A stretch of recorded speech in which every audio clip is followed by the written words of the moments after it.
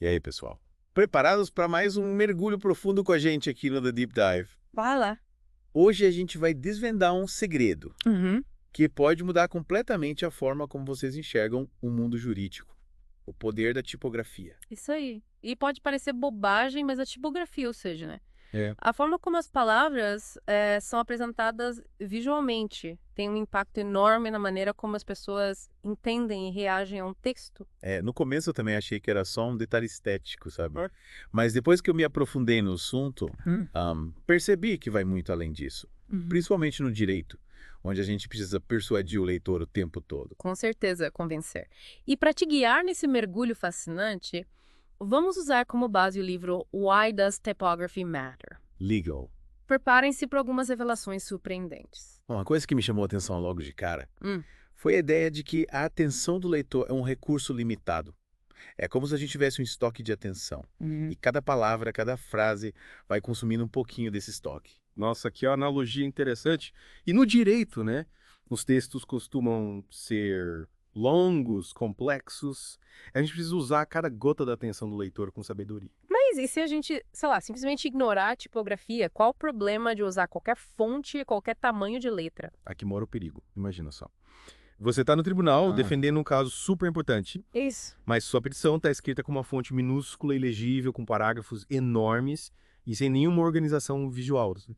Qual a chance do juiz prestar atenção em tudo que você escreveu? Praticamente zero, né? Pois é. Ele vai acabar se distraindo, perdendo o fio da meada e talvez até julgue o caso com base numa leitura superficial, só por causa da tipografia ruim. Exatamente. É como se a gente estivesse sabotando o nosso próprio trabalho. Uma tipografia inadequada cria uma barreira entre o leitor e a mensagem que a gente quer transmitir. No livro, o autor fala de um experimento bem interessante que ilustra esse ponto. O teste da Violet e da Trixie.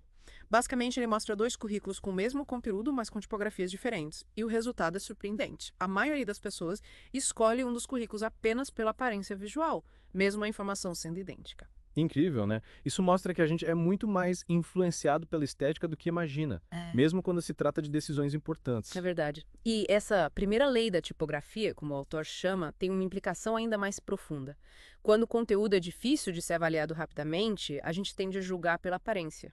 E no direito, onde os conceitos são complexos e exigem atenção, a tipografia pode ser a chave para garantir que o leitor realmente se aprofunde na nossa argumentação. Sem dúvida. É por isso que a tipografia não pode ser vista como um mero detalhe estético. É uma ferramenta poderosa de persuasão. Influencia a forma como o leitor compreende, e reage ao nosso texto. E o mais interessante é que a gente não precisa ser designer profissional para usar a tipografia a nosso favor, né? Não precisa. Com um pouco de conhecimento e bom senso, a gente pode criar documentos visualmente atraentes Isso. e que facilitam a leitura e a compreensão. Exatamente. E na próxima parte do nosso mergulho, vamos explorar justamente isso. Os princípios básicos de uma boa tipografia e como aplicar isso na prática. Bom, fiquem ligados porque ainda tem muita coisa interessante pela frente. E voltamos para a segunda parte do nosso mergulho profundo no universo da tipografia jurídica. A gente está falando sobre como a tipografia influencia, né, a forma como o leitor recebe a mensagem. E você mencionou que a gente, na prática, né, pode usar alguns princípios básicos para criar documentos mais atraentes, mais eficientes. Isso mesmo. Um dos aspectos mais importantes é a escolha da fonte. Parece um detalhe bobo, mas cada fonte tem a sua própria personalidade, né? Transmite uma sensação diferente para o leitor. Tipo, qual a diferença entre usar Times New Roman ou Arial? Para mim, parece tudo a mesma coisa. Ah, meu caro, a diferença é enorme. A Times New Roman, por exemplo, né? É uma fonte com serifa. Serifa? É aquelas perninhas nas extremidades das letras. Ela passa uma imagem mais tradicional, formal, clássica, séria. Já a Arial, né, uma fonte sem serifa, mais moderna, clean, direta. Agora- Imagina receber uma petição escrita em Comic Sans. Nossa, ia ser meio estranho, né? Não ia combinar nada com a seriedade do assunto. Exatamente. A fonte precisa estar em harmonia com o conteúdo, com o objetivo da comunicação. Faz sentido. Além da fonte, outro elemento crucial é o tamanho da letra. É verdade. É. Eu já cansei de ler documentos com letras minúsculas que me deixaram com dor de cabeça. Pois é, a legibilidade é fundamental, né? Principalmente no direito, onde os textos costumam ser longos e densos. A gente precisa garantir que o leitor consiga ler o texto sem fazer esforço, sem ter que apertar os olhos. Claro. E não é só o tamanho da fonte que influencia a legibilidade, né? O espaçamento entre as linhas também é super importante. Faz sentido. Se as linhas estiverem muito apertadas, o texto fica parecendo um bloco compacto, difícil de digerir. Exatamente. O espaçamento entre os parágrafos também, né? Um bom espaçamento ajuda o leitor a respirar, a processar as informações de forma mais natural, a identificar as diferentes seções do texto. Legal. E não podemos esquecer do uso de negrito e itálico. Esses recursos são importantes para destacar as partes mais relevantes do texto, né? Tipo, um termo jurídico específico, uma citação importante, uma conclusão bombástica. Isso mesmo. Mas é preciso usar com moderação, né? Se a gente destacar tudo, nada vai ter destaque e o texto vai ficar visualmente poluído. É como se a gente estivesse gritando o tempo todo, sabe? Em algum momento o leitor vai simplesmente parar de prestar atenção. Entendi. É importante criar uma hierarquia visual no texto. Isso. Usar os recursos tipográficos de forma estratégica para guiar o olhar do leitor e destacar as informações mais importantes. Perfeito. E para complementar essa ideia de hierarquia visual, a gente precisa falar sobre o alinhamento do texto. Alinhamento. Isso quer dizer que o texto precisa estar sempre justificado. Não necessariamente. O alinhamento justificado pode ser uma boa opção para textos mais formais, né? Tipo petições, contratos, porque cria um bloco visualmente mais organizado. Mas ele também pode criar uns espaços em branco estranhos entre as palavras, o que pode prejudicar a fluidez da leitura. Então, qual seria a melhor opção? Depende, né, do tipo de texto e do objetivo da comunicação. Certo. O alinhamento à esquerda, por exemplo, é mais tradicional, facilita a leitura, porque o olho sempre volta para o mesmo ponto no início da linha.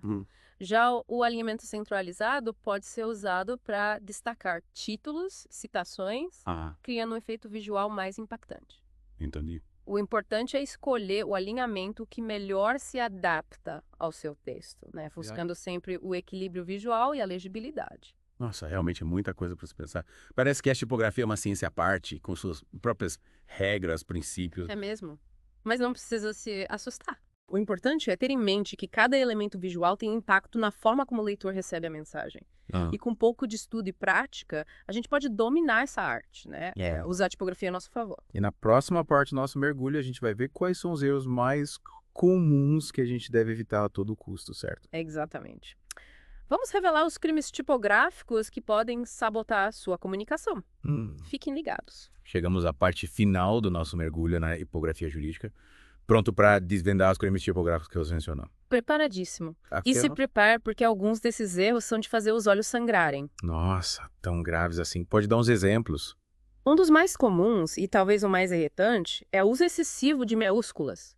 É como se você estivesse gritando com o leitor o tempo todo, sabe? Sei. Passa uma imagem de agressividade, falta de profissionalismo. Verdade. Letras maiúsculas em excesso, ele deixa um texto com cara de spam, sabe?